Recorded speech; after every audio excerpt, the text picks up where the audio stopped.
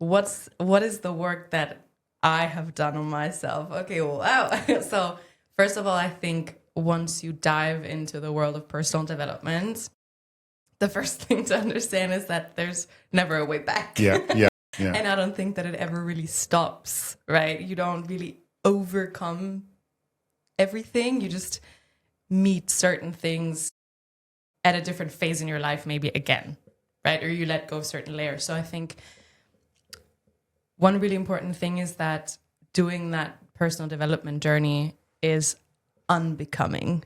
A lot of the things we have to let go again to then really understand what's underneath. What does that actually mean? We hear this a lot, and for listeners who are maybe of your generation and they're thinking about, well, I really actually, it resonates with me, and I want to at least start doing the work.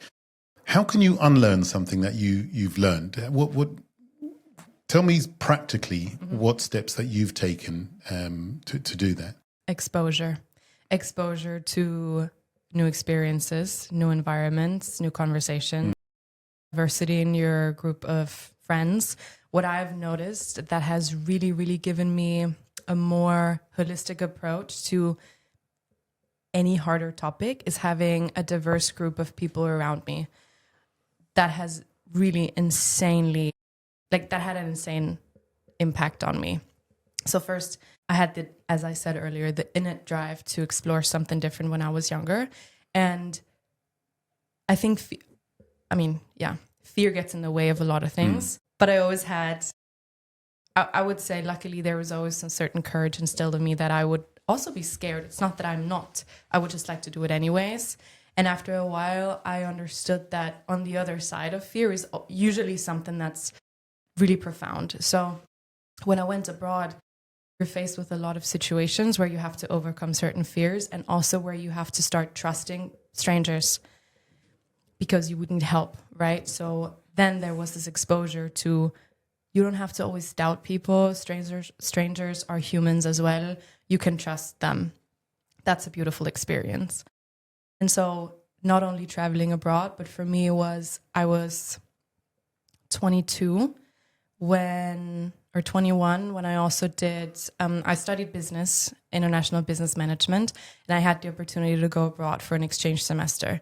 A lot of people chose not to because, again, it's something scary. You're usually in the age range between 19, 23. You don't know what's coming. Okay, so I chose to go to a very foreign culture, and I studied in Malaysia. What was I exposed to? Usually international exchange students that were also coming from parts of the world that aren't often traveling in Central Europe because of usually also financial stuff, right? Like if you're from America, Australia, or Europe, almost any place you go to is cheaper. If you're from a different place, or Asia or South America, it's usually really hard to go to Europe, America, or Australia. So then we befriended a lot of people from different cultures, with Muslim background, Pakistanis from Iran. That's something I wasn't exposed to too much. So I understood a lot more about Islam. And then afterwards, I went back to the States again, and I worked with entrepreneurs, people who were older than I am.